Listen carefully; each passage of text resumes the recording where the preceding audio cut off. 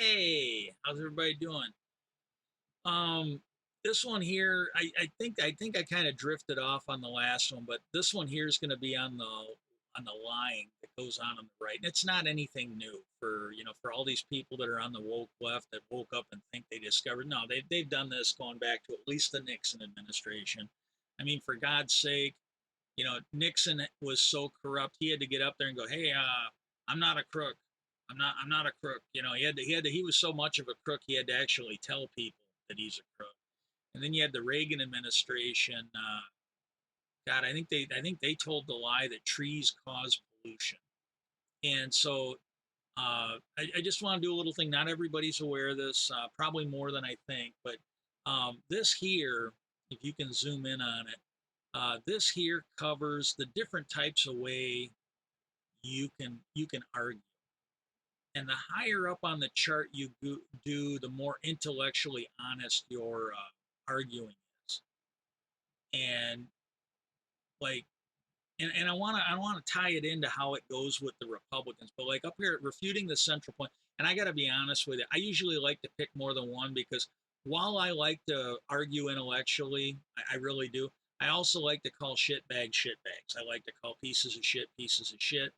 And if you got people that are idiots, I like to call them idiots. So I will do more than one. So you can get me for my immaturity or whatever, and that's I'll own that. But you can't basically nail me for an ad hominem or a name calling because I'm usually dealing with the facts of the matter too. I just like the added bonus of being called of calling a fucking shitbag a shitbag. Um, you explicitly refute the central point. And the case that I'm going to give for this is uh, when you looked at the first Bush administration, uh, there was a guy that came forward and he had some documents that basically showed that Bush was given special treatment during the Vietnam War because of who his parents were, because of his political connections. And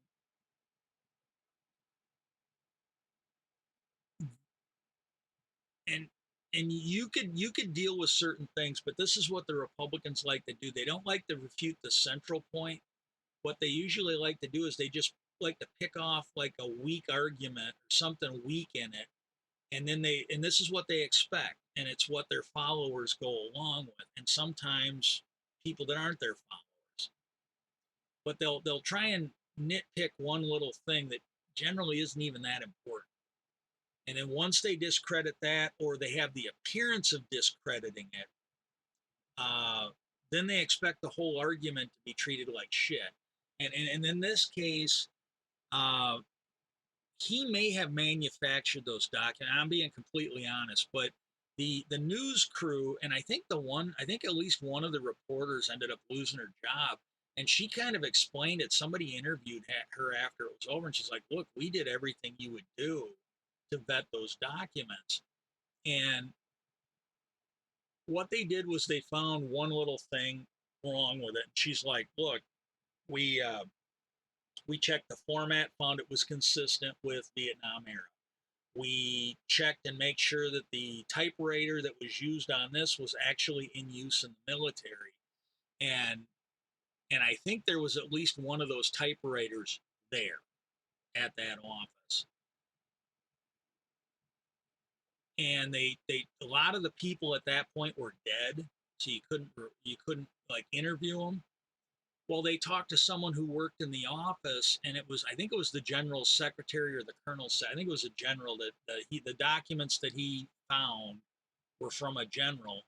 And they talked to a girl, and she said, "Well," she goes, "I did most of his typing, but and she goes, so you could figure that I would have likely typed that."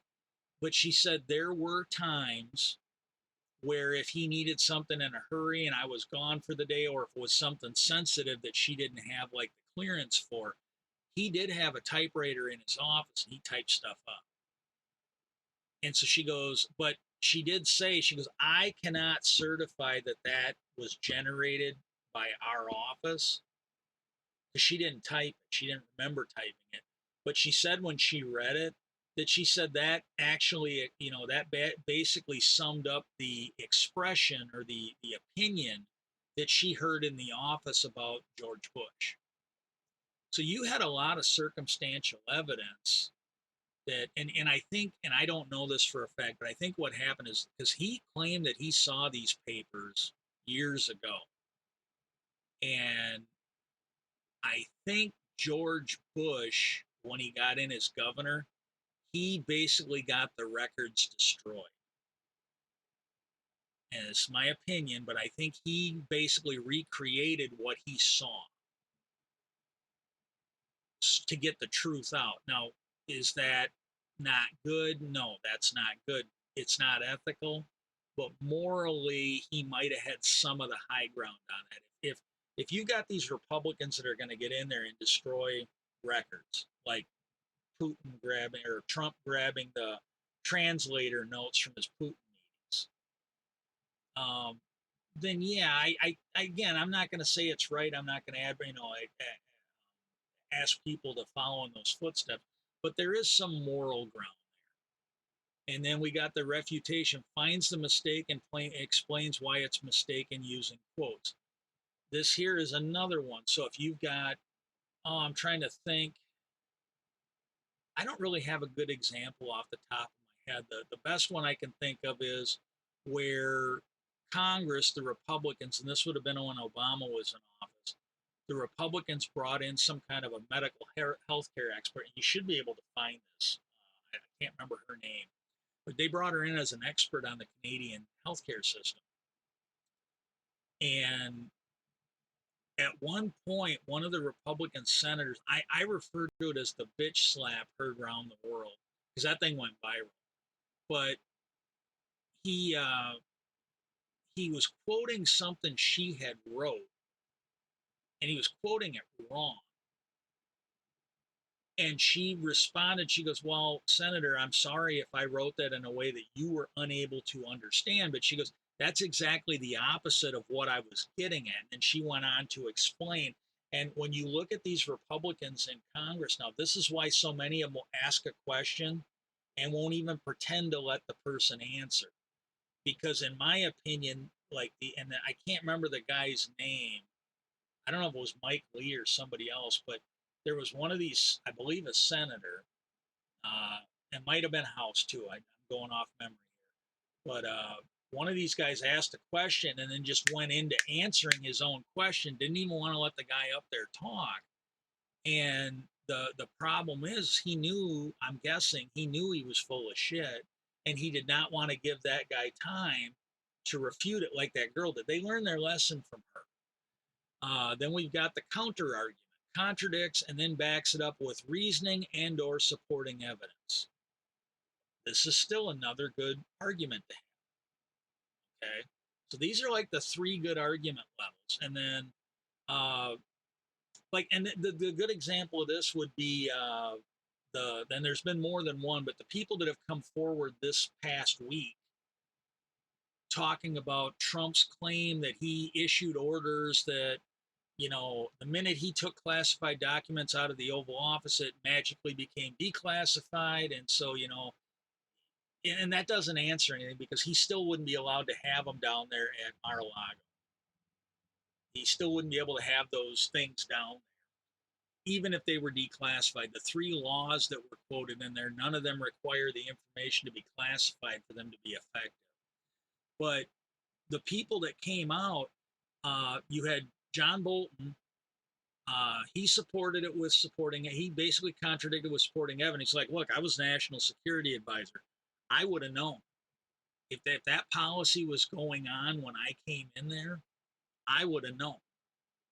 If it came about while I was in there, I would have had to been briefed as a national security advisor. And then him and other people, they used it with reasoning, where they said, look, you can't declassify stuff like that. It doesn't just magically become declassified for the president, it becomes declassified for everybody. And they started talking about the process, the fact that you need to cross out the secret. You have to put a stamp on it saying it's been declassified with a date. There has to be a paper trail. that's not supporting evidence, but that's reasoning, and that's a recent example of it. Now we come to the ones with contradiction, responding to tone, ad hominem, name calling. Now, contradiction, and this one you see a lot in some of the more moderate Republican states, the opposing case with little or no supporting evidence. Um, and again, because what it does is if you got somebody that doesn't know that much about it and they trust you a little bit, see, that'll come off as reasonable. If you got somebody that doesn't know anything about it, um, it's not, hey, that sounds reasonable. I don't know anything about this subject, but that sounds reasonable. And that's a news person I trust. So they run with it. Best example I can give of this is back when, oh, well, he was a Fox News host. He lost his job. But I used to watch his show, The Fear Factor, I think. And I watched it, and again, because he did this contradiction. He'd state the opposite with little or no supporting evidence, but he was on the news. So you assume that he had done his research and all that. Well, he started talking about things that I actually knew a little something about. Like he started talking about some of the Nazi history. And what he ended up doing, he ended up doing it more than once. So he was either purposely being dishonest or he was just incompetent, kept repeating the same lie every time it had been debunked. But he was basically blaming Nazi atrocities on American soldiers that fought. And I'm like, wait a minute, I think it was over the Battle of Normandy or something like that, if I'm remembering it right.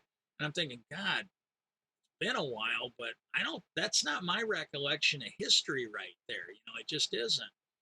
And then the other one he did was he was talking about some editorial in the New York Times. And I was taping his show because I was working nights at the time. And I watched it either on the weekend or later in the week when I had time.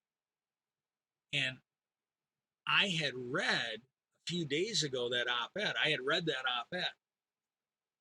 And I'm like, he as he's talking, and he apparently was supposed to have people on. Well, then he cut them out, and that was another thing. He'd bring in people, he'd interview them, and he'd either cut and paste the parts of the interview that supported his case, or he'd just not use it when the show came on. And but I'm reading it, I'm like, well, this does not remind me of the op-ed I read. And I thought, well, maybe I read it wrong. So, and I still had it in my email, and so I went and looked. Well, that was the second case where I realized he had been lying.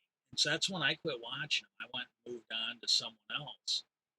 And I can't remember that guy's name. But then we got the responding to tone, criticize the tone of the writing without addressing the substance of the argument. And these are the ones where they will attack people like AOC for being bitchy. Or, this is usually when you start hearing the woke stuff from people in there. And I use it too. But, but like this is the stuff where they're basically accusing her for her argument. This is one you used to hear when they say, oh, well, that black person's being uppity. Or, oh, AOC's being emotional. These are the kind of things you're going to see on this. And then the ad hominem attacks the characteristics or authority of the writer without addressing the substance of the argument. These are the ones where, like Al Gore, when he was first coming out with the global warming stuff, they didn't talk about any of his facts. That's where they would bring up, oh, well, he flies on a jet, or he has a house and he uses this much energy. They didn't look into the fact that he was carbon neutral. For all the stuff he did, he would do offsets, and he would fund stuff or do things to be emission neutral. He would do things to counteract what he was doing.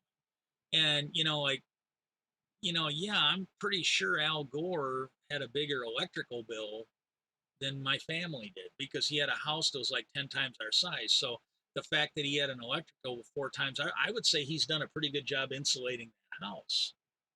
or he's turning off the heat in the rooms he's not using, because you would think if the house is 10 times bigger than ours that he might actually have an energy bill 10 times bigger.